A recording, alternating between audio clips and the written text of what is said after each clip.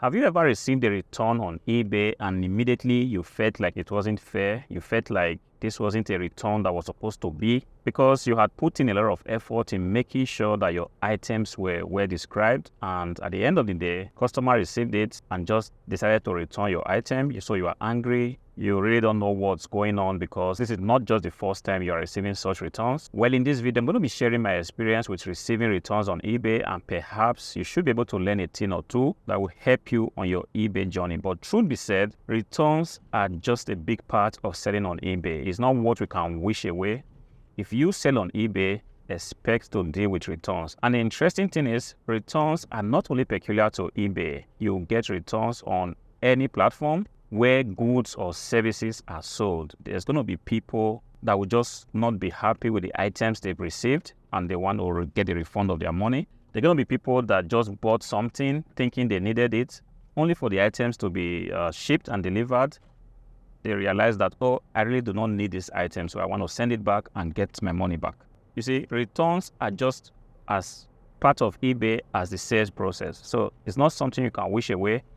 And if you come to eBay to sell, having the mindset that, yes, I'm going to be receiving returns, this is going to go a long way in preparing you and helping you to deal with situations that may arise where you receive a return that you feel is not necessary. You see, I've been selling on eBay for a long time, and every now and then I receive returns from customers. Sometimes these returns are just for some flimsy and lame excuses. And sometimes, truth be said, it really gets to you because there are times you've put in a lot of effort to try to ship out an item. Sometimes you ship a bulky item. A lot of you can relate to the effort it takes to ship out a bulky item. Sometimes I send out computers, and sometimes it takes a lot of work to put these computers, to put these monitors in place and send them off to the buyer. And then 2-3 days later, you receive an email, customer wants to send back the item, and you are like, hey, but could you just tell me the reason? And then the reason I see most of the time is buyer is saying, I changed my mind. Or sometimes buyer goes ahead to even say that the item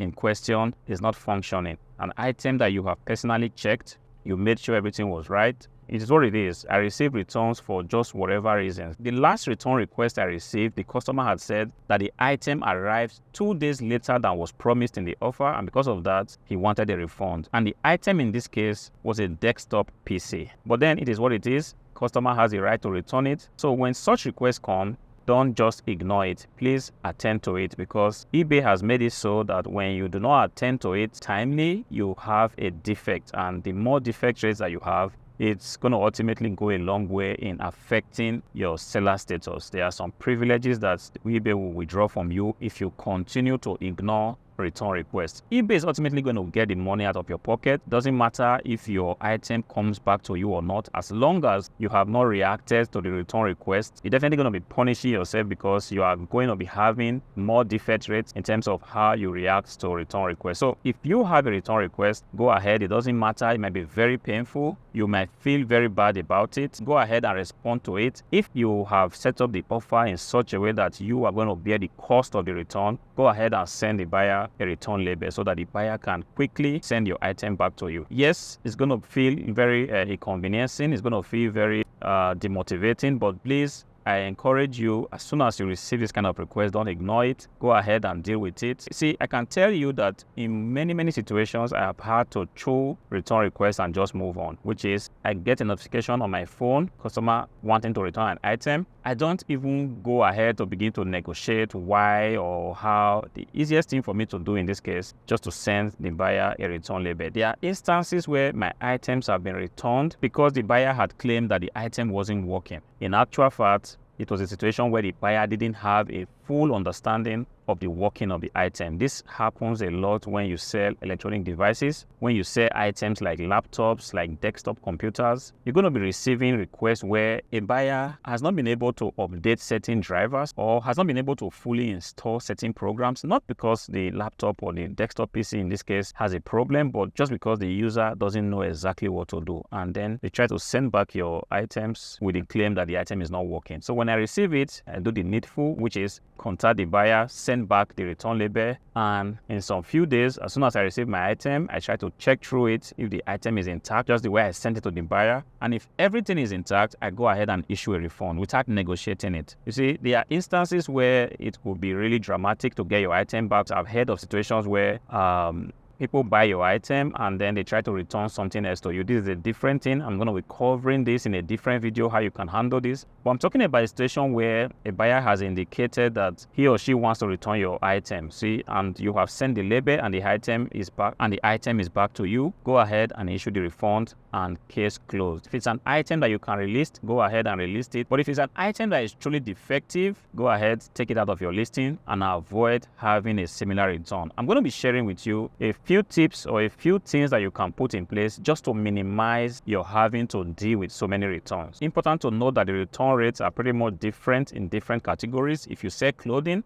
expect to deal with a lot of returns. If you sell things like shoes, it's the same thing. But if you sell goods like office stationaries, car accessories, you might expect to deal with less returns as someone that sells clothing or shoes or other beauty items. But in any case, these are the little things that you can put in place to ensure that you minimize your return rates. First thing which I will normally do is to ensure that I describe my item exactly the way it is. You see, it's always very easy and tricky to want to quickly throw up an item on eBay without having to go in details to look at the item and give a good description of what the item really looks like. I've done this before and sometimes it always almost ends in a return. See, the thing you want to do is you want to make sure you are describing the condition of your item as much as possible. This is going to be very helpful in the long run because it's going to make it possible for the buyer to see exactly what he or she is expecting. You see, when you try to hide some important details, at first it might look like you are fast in listing your item, but ultimately you might have to deal with a lot of returns because the thing that you should normally do is when you have an item, before listing it, take a close look at the item, take a look at it from different angles, and at the end of the day, try to give as much as you can a good description of the condition which the item is. It's going to help you because if buyers are aware that the item they are receiving has a little hole or it has a little scratch on the side, some buyers are definitely going to not buy that item, but some buyers, depending on what the item is, can still decide to go for it. And when they receive the item exactly the way you have described it, sometimes if they are aware that, okay, this was what the seller actually said was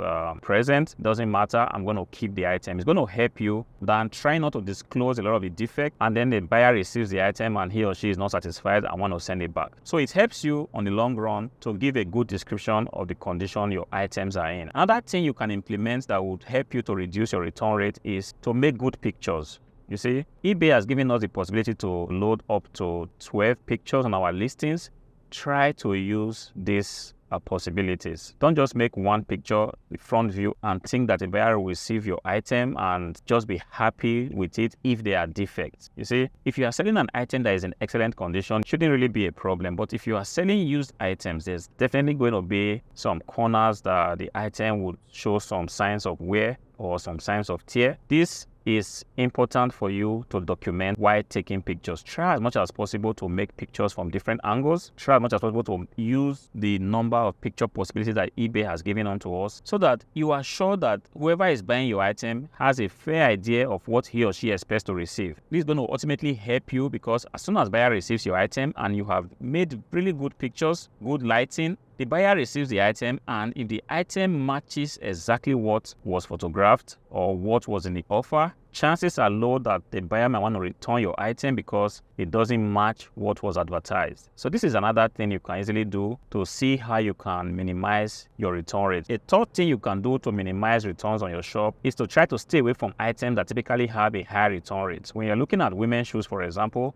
they typically have a high return rate. Except you are very skilled in this area, try to stay away from it. Otherwise, you just realize that it doesn't matter what you do, even if you make the best description that's possible, you make the best photograph that's possible, the item just get returned because of the nature of the item in question. There are so many reasons for that. The shoes could be delivered and the buyer wears it and doesn't really feel comfortable in them. Not because the item is not well photographed, not because the item is not in good quality, but because it doesn't just fit what the buyer expected. And because of this, the item is just going to be returned. This typically happens with beauty products, clothing, shoes, perfumes. So if you can, stay away from items that typically have a high return rate, especially when you are a new seller, because as a new seller, you want to try as much as possible to keep your rate of returns on your shop at the barest minimum. Try as much as possible to implement the tips, which is trying to describe the items very well, trying to make good photographs, just doing your best to ensure that you present the item the way you have it to the potential buyer. And if you do these things, you're definitely going to be helping yourself, going to be helping your seller status on eBay. And as soon as you get used to how things work on eBay and you are getting more experience with selling, you can begin to experiment with these items like shoes that we talked about with typically high return rates. So I hope this video helps you. If it does, go ahead and click on the like button, subscribe to the channel. Until I see you again, peace.